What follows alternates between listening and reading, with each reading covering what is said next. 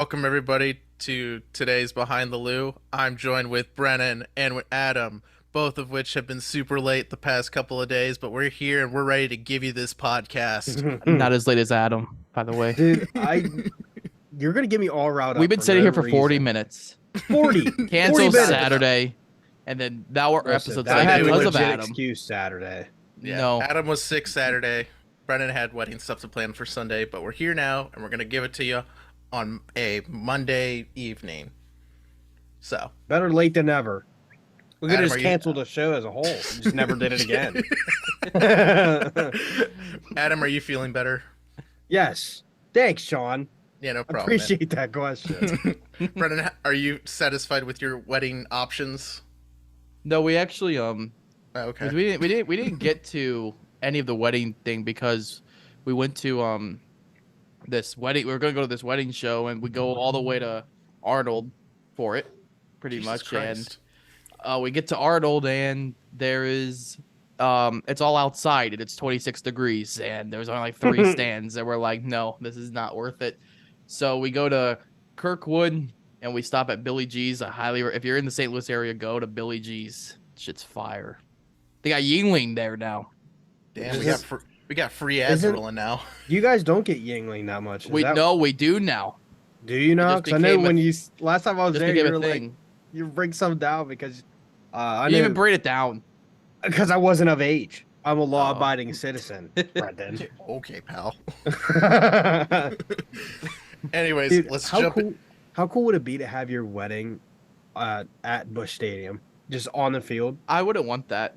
Why? Wouldn't that be fucking sick? Where the fuck? No, I wouldn't Just like to that. walk Dude, Brendan and Katie walk out of the you dugouts and meet in the middle. start at home plate, and the aisle is just right up to the pitcher's mound. And there's you're waiting, and then Katie's coming up the aisle to like the little dirt path they got. There's no dirt path at Busch. I think the Oh, there's only place not? that has a dirt path is Detroit now. Oh, really? I think. That's, Yeah. That's baseball knowledge. It used to be a big thing, but not anymore. Jumping into baseball. Brennan, let's get started. So, yeah, baseball has a lot going on right now because Cardinals, they're doing good in spring so far. People are staying healthy. Jordan Walker's still doing great. But what mainly people are talking about is WBC right now. America just won yesterday on Sunday, and today Japan plays Mexico in the semifinals, and the winner of that takes USA on in the final round. But before that, during the quarterfinals, there was an injury that happened. Was it no? Was it the quarterfinal? I don't even remember what it was, but it was one of the like middle rounds. It was Puerto Rico versus Dominican. It was the final pool round. That's what it was. It was the final game in the pool. Whoever won that game moved on. Puerto Rico was about to close it out in the 9th inning. Then Edwin Diaz comes in. Edwin Diaz, as everyone knows, is one of the best closers in the game, and he just signed a massive extension with the Mets What's for he- what $100 is he plus compared billion to? dollars. Mariano Rivera is probably the best comparison, like Well, I was at gonna today's say- level. Like maybe not career wise, but like what he did last year, he's that level of closer. Where's Ryan Helsley on that too? He's like third best in my Okay. opinion, because I would That's all I say wanted to think Emmanuel Claus is probably second, and then Edwin Diaz is the best. But David so Bednar. Fourth no, best. David Bednar just literally killed Jose Altuve the other day. Yeah, good. No, that's not good. Showing our dominance. So yeah, this is where it gets into is Edwin Diaz.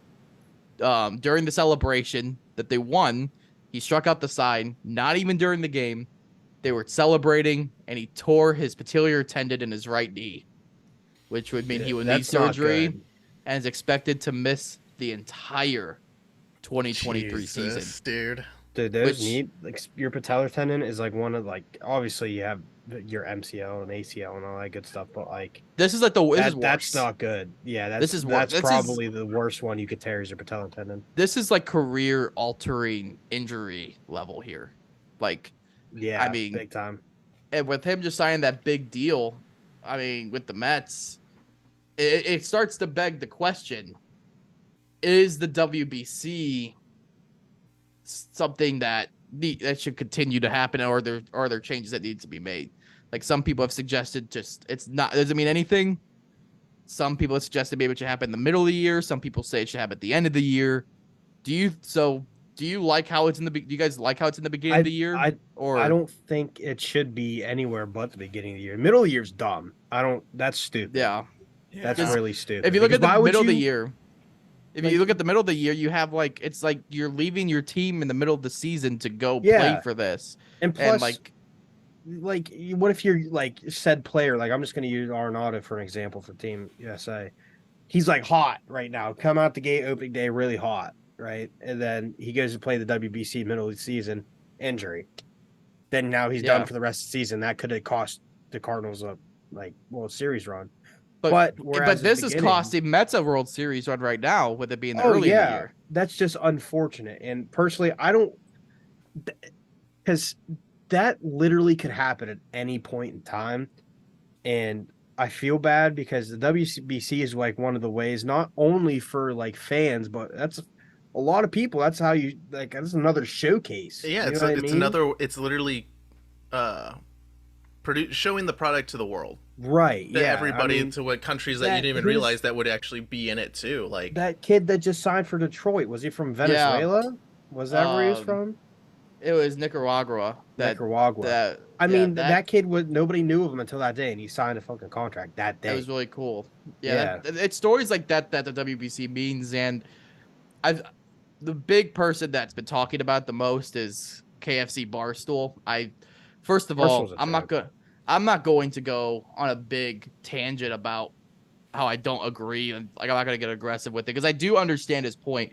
Because when you look, if it was Nolan, which Nolan had a scary incident on yesterday's game, I mean, you're gonna be upset about it regardless.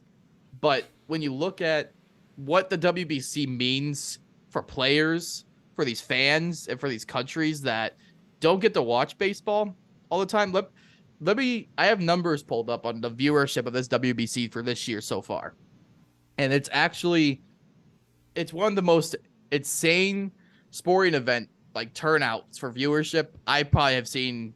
It's like World Cup level and Super Bowl level United States for Right. these other countries. The USA versus Great Britain game. So this is just American versus Great Britain. That averaged 1.5 million viewers, and it was the most watched first round game in America in all sports since 2009. Jesus. That's a pool round Yeah. for USA and Great Britain, which people have said baseball's dead, but obviously that shows otherwise, and that's just the beginning. Japan versus South Korea, again another pool game on March 10th. 44% of all TVs in Japan were watching that game. And people take that with a grain of salt. Like I saw people. That's not a comment grain on- of salt. No, That's yeah, 44% that's what I'm of the saying. country is that watching people this don't- game. That's 44% of the like. Imagine if 44% of the United States were watching a single game like that. You know what I That's mean? insane. That's wild. And then still 36,000 showed up in the stadium as well. And then South Korea, the 4 games for South Korea averaged about 1.7 million views, up, and it was up 35% from what it was in 2017.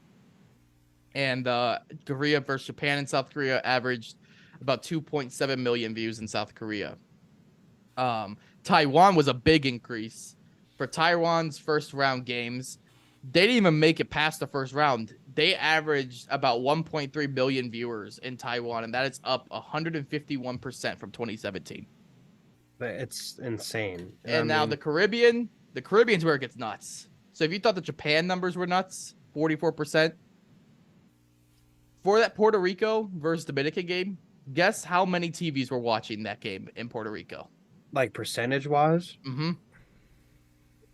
give me an over under. Give me an 50%. over. 60? over. I'll say over. I'll take over. I 70. was thinking like under because I'm thinking like Under. 63. 77% Holy Oh. of Puerto shit. Rico games, Puerto Rican TVs were watched. Way to watch that show game. up, yo. That's And insane. 62% of people in general, of all the Dominican Republic games were watched at Dominican Republic. So 62% of Dominican Republic fans were watching that game That's in that country. wild. That's That's, insane.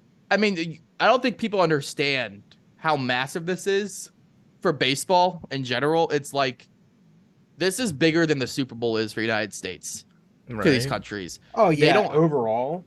and I mean, there was a story I heard. It wasn't this year. I think it was early like in 2000, like mid 2000s. I think it was 2009. The Japan game, one of the Japan final games. In Japan, there was water pressure shortages in between innings because of how many people were using the bathroom during between the innings. That's how insane these Jesus. people are watching these games, and they're all doing the same thing. So it's like you could say that it's just an exhibition game and it doesn't mean as much. The World Series is more. I don't think.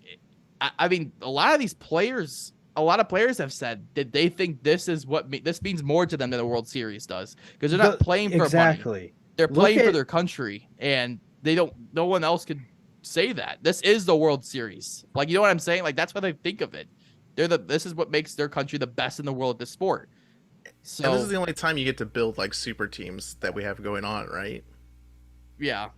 Besides like all-star games, but that doesn't really mean anything. Yeah, but this is they're like not going to play worldwide. all. Yeah, they're not going to play 'Cause- all out for an all-star game. But like to represent a country, and to like know that you're playing with just such stacked talent from your own country too. Yeah. It's just There is baseball Summer Olympics, but it's during the season, and they're not going to go and play that during that time. So this is what this is for them to come out and play.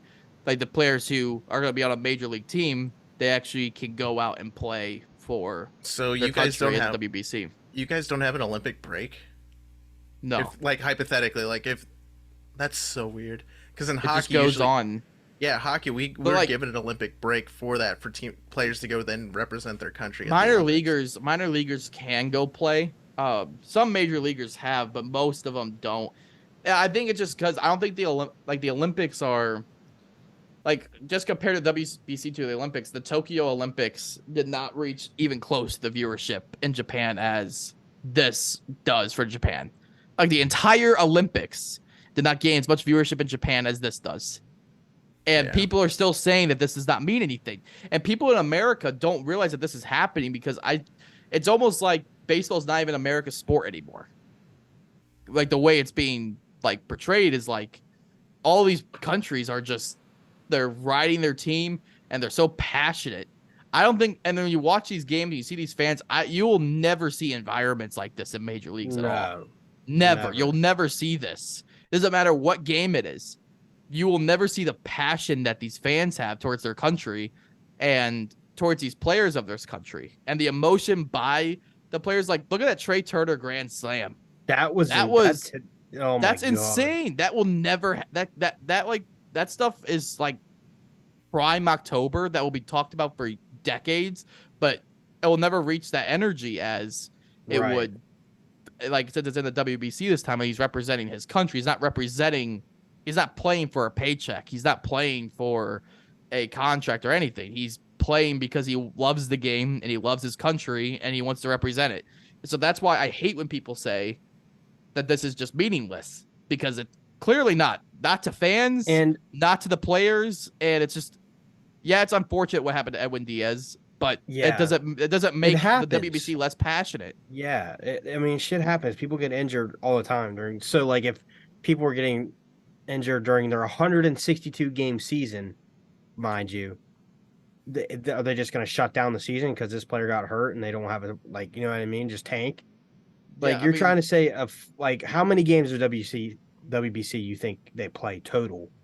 Like just one team total Well, games. So it's one game eliminations at like after the pool rounds, and there's 5 teams per pool. I think 5 or 4, and then they each play in the pool rounds. Each team plays each other, and then whoever has the best record out of the pool, the 2 best teams move on. Okay, so essentially, but no matter what, you're not getting close to an MLB regular season. Oh you know what I God, mean? no, Yeah, not even. no. And so let's just say like 20 games, for example. You get injured during a 20 game WBC pool game or whatever, and shit happens. You have to play a 162 game season and without an injury. I'd take my chances and say, "Oh, I'm going to play in this and stay healthy." And a lot of people are just they seem more passionate with it too. Like Mike Trout, for example. Oh, Look at him that's on the awesome to see. yeah, look at him play a meaningful baseball game rather We've than needed go this for a long time. And yeah, look, and you're him gonna see, it's very possible that you're gonna see Shohei Ohtani face off in the finals against Team USA. Think about how that and insane this is going to be. him versus Mike Trout, dude. Yeah, Like like that's that's insane. insane. No, it'll be Like Adam And Wainwright. no, Adam Wainwright pitched yesterday. dude, Wainwright, dude, We Otani's gotta talk taking about him. Wainwright We gotta talk yard. about him real quick because I think we all agree that the WBC is important and Yes. that Right. it shouldn't be gone, and it's just unfortunate. But actually, before we go to Adam Wainwright, I want to ask one more question. Do you think it's wrong for teams like, for example, Steve Cohen? If I was Steve Cohen in this situation, I just lost my best closer because he wants to go play for his country. I'd be pissed. I'd be lying if I said I wasn't. Oh, Because yeah, anybody you would be you pissed. are losing that much money. You're trying to win, and he's one of the owners that's doing everything he can to win a World Series championship. So, do you think it's wrong, like going forward, if they add a clause into these contracts saying if you sign here, you won't be able to play in the WBC, or you'll have major restrictions to play? Yeah, I think that's I going to mean, be a that's thing what a moving contract's forward. for. You know what I mean? You Yeah, could pitch that but contract to anybody. some people are saying that that's wrong to do because it's not fair to the player. But at the same time, the player could go somewhere else if they don't want. At least the Exactly. player has the choice. If the player wants the Right. bag, they could go do that. But if they would rather, if that's something that they don't, that money can't meet that, then they can go find somewhere that will do that for them. But I don't think after this year, I don't know if teams will be. I think players. I don't think it's the problem with the players participating, like, because I think that'll keep going up. Like this year, the Team USA, the only players returning from 2017 is Goldschmidt and Arenado. The rest is all new, like Mookie, Trey Turner, Mike Trout, all of them. They're all new, like players Mhm. in this for them. So I think the people signing up for, like the players signing up for it, will continue to grow. But I think the thing that's going to start is teams are not willing to do it. And I wonder how that's going to go with And like I the can MLB, like CBA and everything, because that could be like some interesting takes going on there, because I don't know how they're going to fix it. In my opinion, I think just let them take the risk. Let them do it. right. And if it's gonna if it happened in the WBC, it was just as likely to happen at spring training. Oh, and Right. it's just as likely to happen during the middle of the season. I mean, the Yeah, dude jumped on exactly. he was jumping and got hurt. I mean, Yeah. shit happens. You know what That's I such a mean? freak injury. I can't believe that Yeah, I happened. mean that happens, and I feel like with that clause, you can make that. I mean, that's not I'm sure that's not an unheard thing where it's like, okay, you can't if you sign here, you're not gonna be able to play in the WBC. And some people may like want that opportunity to go play it and not want to sign, which is fine because like say if it was Edwin Diaz being re-signed, right? Like this is what last year he got re-signed or this year he got It was re-signed last year. last Like year. this last fall. Yeah, and he like you're in those talks and it's like, okay, if you sign here, you're not gonna be able to play in the WBC. And he says, okay, then I'm not signing. If in my mind, I'm taking that clause out of the contract. Be like, okay, I want this dude so bad. Like Yeah. I feel like there's a lot of negative sides to even thinking about having a clause like that in the contract. Yeah, I mean, it'll be interesting to see how it turns out. But moving on from that and go to Adam Wainwright, he started for Team USA. He struggled through the first inning, but it wasn't. I wouldn't say it was necessarily terrible. He didn't give up much hard contact. It was a lot of dribblers. He had the bases loaded, nobody out, but he only allowed one run to score. And after that, it was kind of smooth sailing for him. Miles Michaelis did really well. He also went into that game. Both went 4 innings. Both gave up one run, and so that's kind of encouraging to see from Adam Wainwright. Even though he didn't reach the velocity that you would like for him to, at least he was able to get the outs that he needed to. But again, you're going against Cuba, which is probably they kind of like just kind of limped their way towards this to be in that position Yeah. They shouldn't have probably been there, but anyway, that's just good to see. But that's pretty much all I have for baseball stuff from the WBC side. But I know the pitch clock was something that Adam wanted to Oh talk yeah, about. that was another Yeah. thing. I mean, it's weird. Like, I I, genuinely love it. I just want my opinion I'm stand not with saying that I too. don't like it, and I'm not saying I like it. I'm saying I think it needs like amended. Like some Some things need like, changes. Amendments with it, yeah, yeah. yeah. So Like I yeah, I feel what's it at? 15 with runners on, 20 with them off. I think it's. Hang on, let me find out. MLB. And I think it's like 30 with between batters, 20 with nobody on, and 15 with runners on. Okay, and that's I what I think it's thought something so too. along that line. I don't have it in front. Okay, I found it. Bases empty, 15 seconds. Runners on, 20 seconds, and between hitters, 30 seconds. And So I think it's I just I think it needs to be longer in a sense. Well, let me give you a situation that I was thinking about earlier when I texted that, or was it last night or something? It was like, yeah, I don't Yeah, remember when. and like just picture this, right? You're in the NLCS, right? You're down by 3 runs, bottom of the ninth inning, 2 outs, bases loaded. Nolan Arenado comes up the bat, right? You want him to just take it out, hit a grand slam, ends up getting a full count.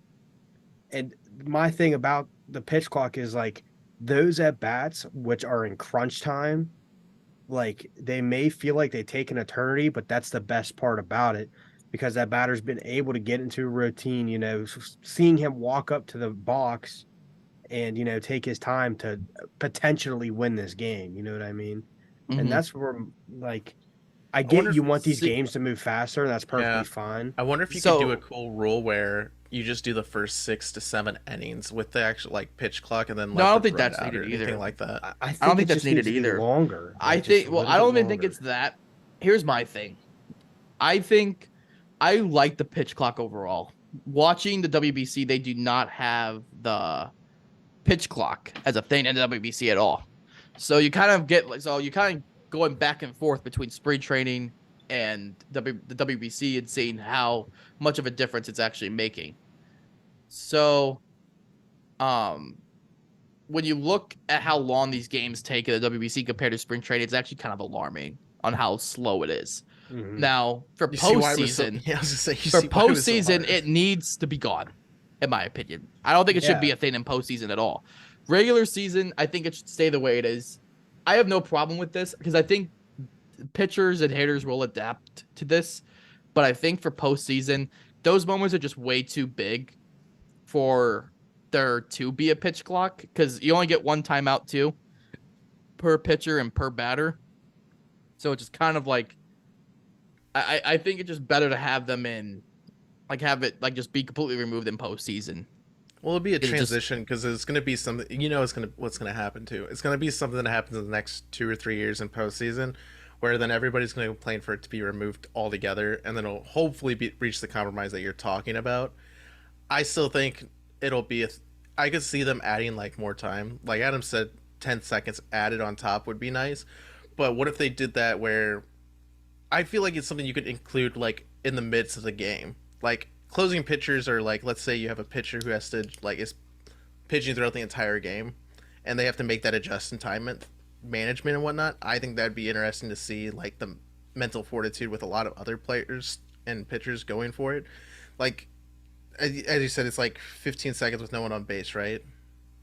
yes. Yeah. So like I think that's perfect amount of time with going forward, especially for pitchers just to fucking send balls straight through and whatnot.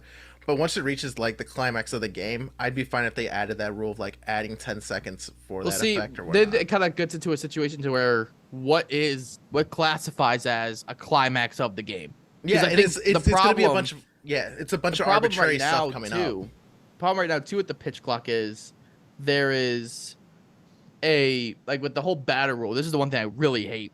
The batter has to be ready when the clock hits 8 seconds. Yeah, They and have to be acknowledging the pitcher, which it doesn't make sense to me because what is what classifies as acknowledging the pitcher and being ready for the pitch? Right. Because there's people who are in the box ready. And like Wilson Contreras today, he was in the box ready. He was looking down, but he was in the box and it reached 8 seconds and he gets a called strike and he actually is already at 2 strikes and he gets out. Like and that's another thing. That's another thing. I can't remember who it was, and I want to say it was a spring training game a couple weeks ago. This dude took like a Hummer, like chin music, right past his chin and had to duck and realized the pitch clock was still going. Didn't even have time to gather himself. Just literally stood straight back up right into the box. Like you don't have any. I feel like it's a disadvantage to the batter, if anybody, because I feel like the pitch clock was supposed to be a disadvantage to the pitcher, and it's becoming more of an advantage to them.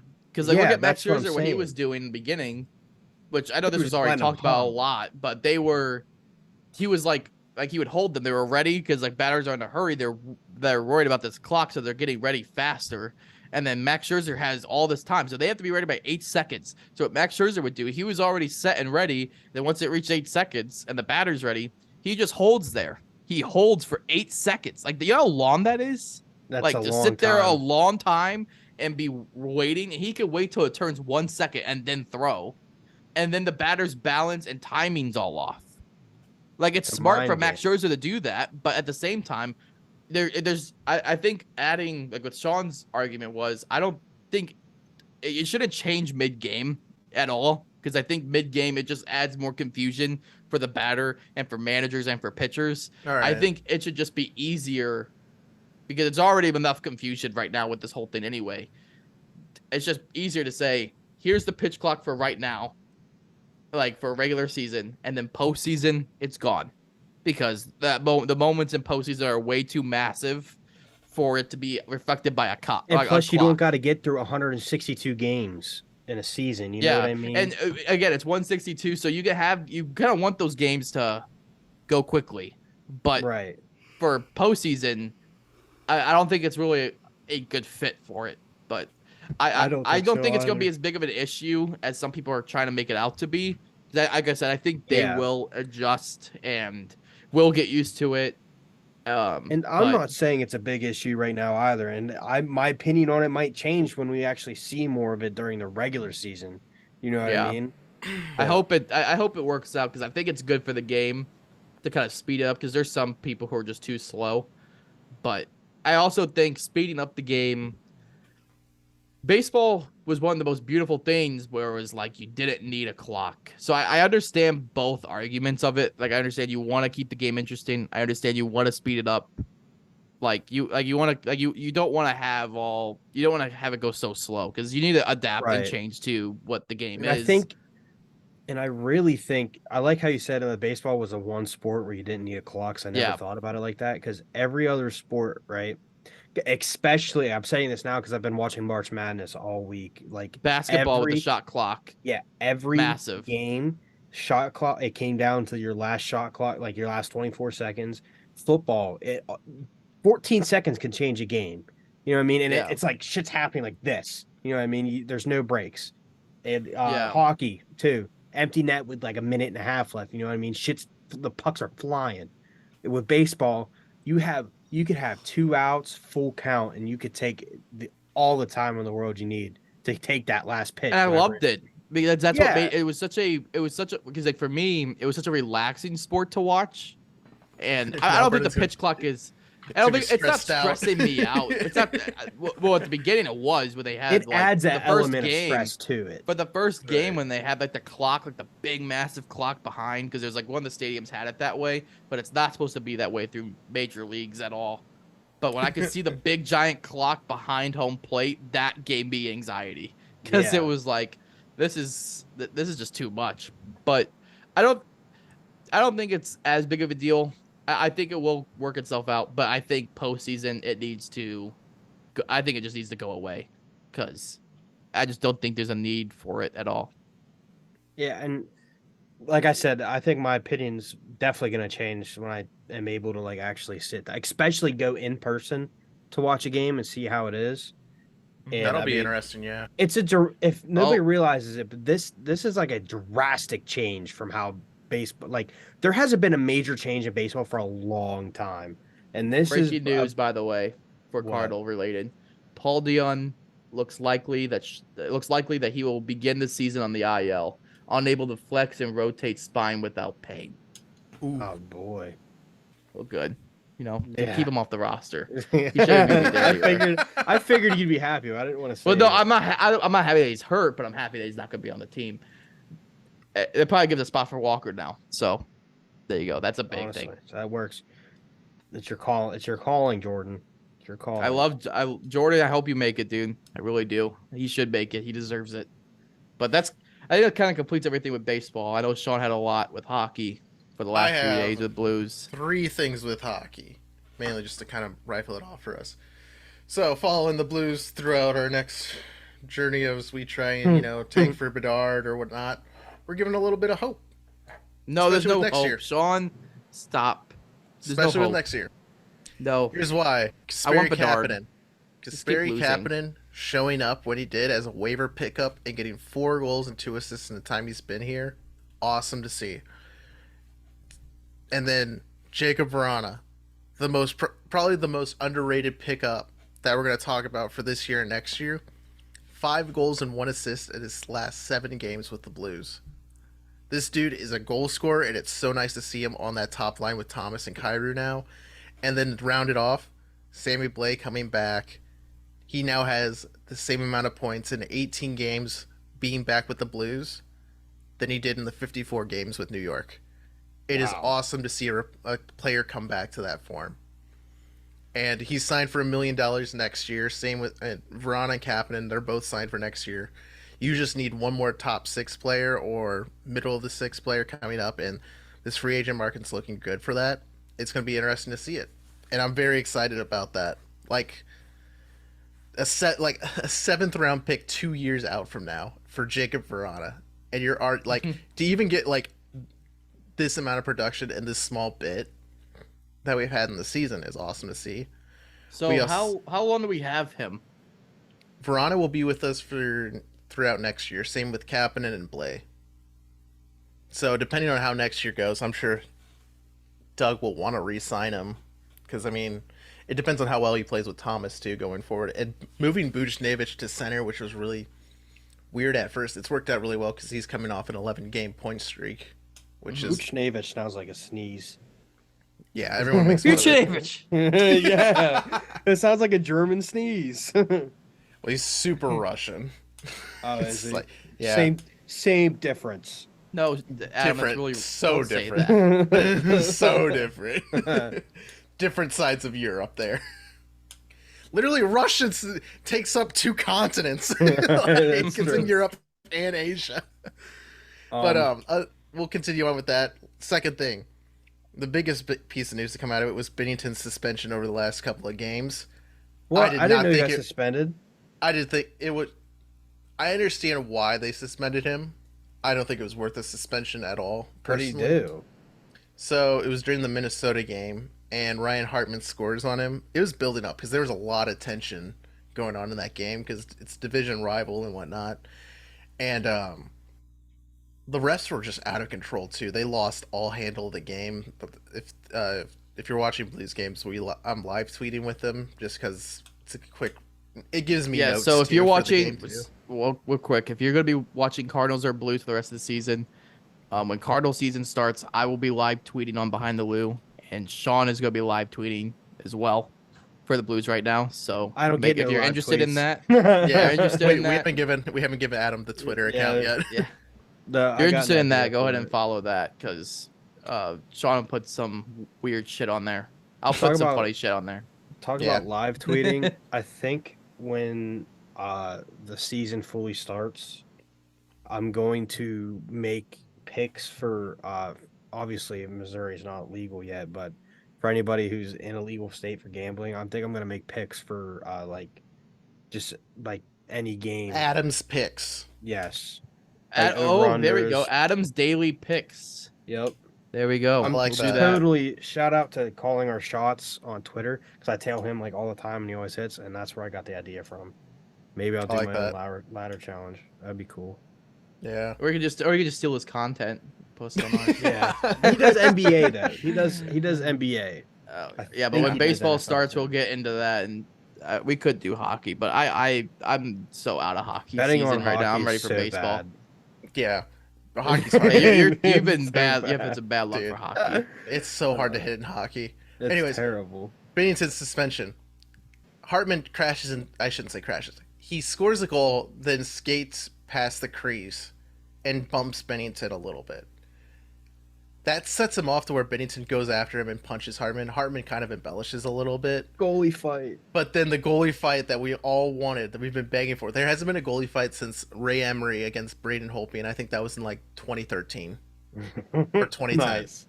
It's been so long, and these refs stepping in to stop the goalie fight is crazy. But my biggest complaint with it is the fact that everyone is vilifying Bennington to this level of like, he's just the most wildest person ever. Like, guys, we live in a world where Ron Hextall is a guy who literally took his goalie stick and chopped a guy in half on the ice. And he's a GM now of Pittsburgh. Like, He's a Pittsburgh GM. I didn't know yeah, that. like it's ridiculous. And you know, you have Marty Turco. Carey Price was wild and would do blocker chops, like the blockers, that big wooden paddle that they have on their arm, and that thing hurts because I've had it thrown at me too. And it is literally just a big piece of wood that you can just start chopping with. And I honestly thought it was going to be a fine. I really did, but apparently they were like, nope, he does too many antics. Can't have that. No fun. No fun league, as we like to call it now. So he gets suspended, but that offered the opportunity of now Joel Hofer, our AHL prospect that we plan on seeing next year, but he came up earlier because, you know, Bennington's gone and we didn't want to give Grice the net because, you know, Thomas Grice is just a stopgap for this year. That's what he ultimately became.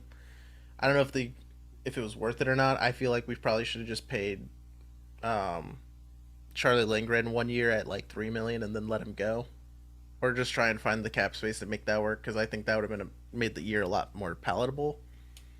But no, Hofer comes in the last two games, only allowed 2 goals out of like 60 some shots in these past 2 games, and had to share the shutout against who we played last time. I think it was, who did we play last time? Not Minnesota, not Washington, the Jets. It was the Jets. He shares that shutout with Grice because Hofer had to go get his skate fixed. But the biggest surprise out of all that game and Hofer coming up was he's staying in the NHL. They're keeping him up for the rest of the year, which I wasn't expecting either, because now you got 3 goalies to rotate out. But I guess they're gonna let Grice just chill out and earn his contract money and right off into the sunset, maybe. But no, the thing to look forward to with Hofer coming in is, and things that we're going to be looking at for the rest of the season is, of course, draft position, because Hofer's going to want to win games, and the team's going to want to play to get his confidence up.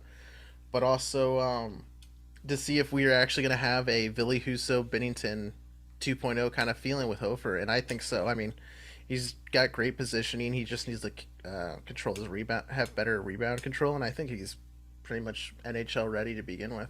That leaves in our goalie lineup, though, pretty interesting with this one Russian goalie's Zarenko, and the guy that I'm high on, Colton Ellis, who I hope makes it to the NHL eventually. But it'll be interesting. I'm excited. I like seeing good goalies come up through our thing. Here's the thing that I think is really underrated, is that Doug Armstrong cannot trade for a good goalie or sign a good goalie. He only knows how to develop them. Because I think about all the goalies that he's had Jake Allen, great pick. And now, you know, of course, Jordan Bennington, his home developed. Now Joel Hofer, home developed. The only one that's different is like, I don't know, Brian Elliott and Yaroslav Halak. Those are the only 2 that I can think about in the last 10 years that were really good goalies for the Blues. But then after that, he trades away Ben Bishop, who was an amazing goalie in his time, but his knees don't work anymore. He traded for Ryan Miller, couldn't get him to re-sign. We signed Thomas Grice to come in. We signed Carter Hutton, who was okay. I mean, he was great because Jake Allen just had off years, but like, I don't think Doug knows how to like outwardly scout for a goalie. Only home develop here for goalies. But that's about it on the Blues front. I mean, other NHL stories going on. We got playoffs starting up. McDavid has 130 points or probably more now because he's an absolute mutant on the ice. But It's a freak. Yeah, it's good. It's going to be an interesting playoff to see, especially what happens on the East. Yeah. Yeah, I've been so out of hockey for the last month, ever since the trade deadline. Just because I know the Blues aren't going to do anything like this year, so it just kind of sucks. I hate to say it, but I feel like I am a fair weather fan with the Blues. That's why you have. That's why we started this podcast. Actually, so Brennan can stay kept up with it. Yeah, that I know the Cardinals, so Sean wants to follow the Cardinals more, and then Adam's just kind of our Pittsburgh friend. He's our betting friend. I'm Betting the friend gambling and addict. unbiased opinion. Yeah, unbiased opinion. Yes, I'm Yeah. the unsettler, I guess. He'll let us know whenever So we've gone. when Brendan goes on his 30-minute tangents about how the Cardinals are going to sign Shohei Ohtani, I could step in And then hey, I'll put Adam into his not gonna place where he talks happen. about Pittsburgh being filled up on Saturdays. I'm against going Cardinals- to- I mean, against I'm going Pirates to a and weekend Reds. Game. I'm going to I need you to weekend take a game, video and of you're me. screwed. Take a video and I'll I'm post done. on Behind the Loop if I'm wrong. If I'm right, I'll still post it on there. I'm going to set what's like an average amount of people.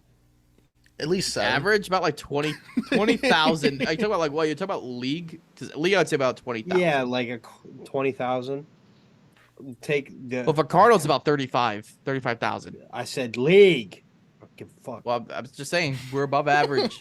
We're above average here in the Lou. Over under 20. No, we're gonna go. Over under of 8. the Pirates attendance. Adam, you want me to go? Okay, you want to start this debate again? I'll prove you wrong right now.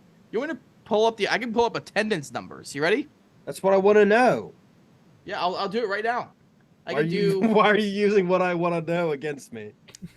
Pittsburgh Pirates attendance. I'm going to give you the knowledge that you want. All What was right. the highest ready? attendance? highest. Yeah, Probably probably like. well, I in feel like it's total like last 2,000. year, the Pirates averaged 1.2 million fans. That average total, average fans, 2022. 1.2 on the average. That'd be wild. A lot of people. It's like the whole city of Pittsburgh. the whole No, city that'd of be more than Pittsburgh just showed the up city. here. Let me see. 22 Pirates attendance by game. I'm going to say it's at least 5 people. Okay, Adam. How much would be terrible?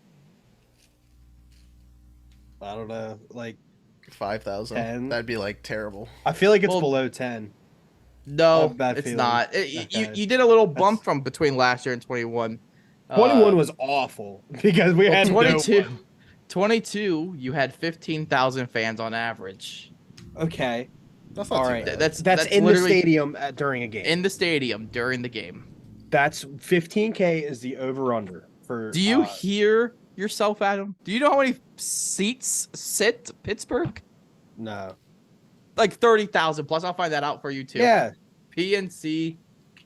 capacity. Whatever. No, I'm changing it now. Over under 15. I'm going over.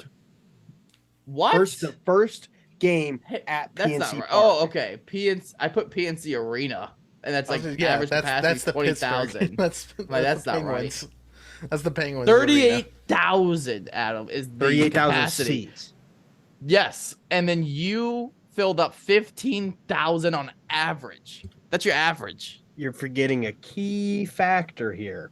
This is a new year. Brendan. New Andrew year. McCutcheon. Is Andrew that- McCutcheon is back in town. Dude, I'm Okay, not but kidding you you. know- That is a huge difference. People are You going want to to know how come watch much of his a old ass drop play. it was in 21? How much? 21 was so bad. 21 was terrible. The over under, I'm gonna do 7,000. That's the over under. I'm gonna take the under. I'll take the over. It's got to be like It's 4,000. the over. It's 10,611. I was Okay. scared for a Dude, you second, set Adam. Dude, you set that bar so low for an over under. 7,000? Nah, that was. Yeah, because I felt like that, like you just set it low, so I can take a blow to the dick. and then you But just be extra 10,000 low. is your average. That's pretty bad. 2021. What's we the didn't have Cardinals anybody. average? Average attendance. 40,000 people. Look at that. The average attendance was 40,994 of the last year. Yeah, and That's the only thing that because sucks is you like gotta half of them also are think above you know, 50. we have something that St. Louis doesn't. A winning team. A bridge. A football team. That's true. Oh, I missed what A you lot of said. people- I missed what you said. And don't. We have a football team. Oh, We have a football team. oh yeah. The Battlehawks. AJ McCarron. You know, What league did 2021. AJ We McCarron actually. come from? I don't even know, dude. The not fun league. You know what? So the Cardinals 2021 attendance was really bad too. 2021, the average attendance was 26,000. Well, you got to remember it's everyone coming off. Yeah, it's COVID, too. COVID. Yeah, people Yeah. were. It was limited capacity and everything. That's just interesting. Pittsburgh was bad for COVID. Nobody left. Yeah, but you guys got anything else? Nah, I say we're good. I hope I went off that NHL. Oh, we have those parlay. Q&As. Oh, right. They're all blues. They're all blues. Oh, yeah, I totally Don't let forgot Sean about it. It's the answer only those. time I get to... Here, I'll send them. the only time I get to answer them. I'm so sorry. I almost forgot. I'll get those to you. We'll do rapid fire style. Yeah, I can do that real quick. Give me... Sean, you tweet so much I can't even find them. Shut up. I know. It's live tweeting. That's the only reason why. When did I ask that? I got it. All right, hit me. I'll ask them. Just ask them, and I'll just go quick fire because we got dinner to get I just found the one. Why does your podcast suck so much? Yeah, that's the one I was laughing. read really that. hard at. I read that, and I had a comment that I'm not going to say on the podcast.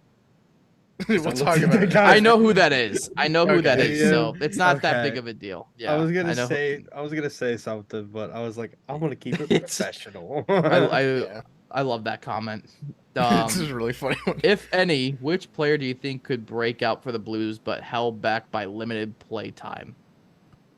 Ooh. Snug a rug. Nah, he's still playing in the NCAA, I think. That's a great question. Ooh, I guess we're kind of seeing it with Hofer, because he could have came up this last season. Honestly, he really could have, because he's been playing really well for Springfield. But if we're talking like strictly before seeing him, which player do I think could break out for the Blues but has been held back? A random one that we didn't think was, that I mentioned earlier, Pavel Buchnevich at center. None of us realized that he could play center as well as he has been. And it's really interesting when you see it as the center depth of Thomas, Buchnevich, and Shen as your top three, because then you only have to go get a winger for next year in free agency, which is a big plus because center signing is super hard to do. So I would, for prospect wise, I'll say Hofer, and player wise, I'll say Buchnevich, which is a weird one to say, but to see him at the center position, I really like that. And then the next one, and the only last one, is thoughts on Jacob Verana, which we already kind of covered. Absolutely You like him? amazing. Next, yeah, That's the last. it's question. amazing. It's amazing to see him come back to form, and I hope that next year he gets to like 2018 Washington Capitals goal scoring level. Dude, we also forgot to ask our question of the week. We forgot to do that. We'll have to That do was that. Sean. That was Sean's responsibility. What was it? No, we didn't get no. Quit throwing Sean under the bus. I'm tired of it. Listen, everybody watching, Brendan is I don't even know what to call him. He's a bad boss. That's what I'm calling him. Terrible. Our joke that Ripping I do, us? yeah, the joke that I do behind the scenes is I just go, Mr. Behind the Loo, can you please give us your Yeah. response? Mr. Behind the Loo is not Mr. Nice Guy. Mr. Oh, Dickbag yeah. is what he A lot of people is. a lot of people in my fantasy baseball league would probably say the same thing. So Yeah, it's okay. Whatever. All right, let's end it. I got dinner to All cook. right. We'll see you guys later, and we'll see you guys next week.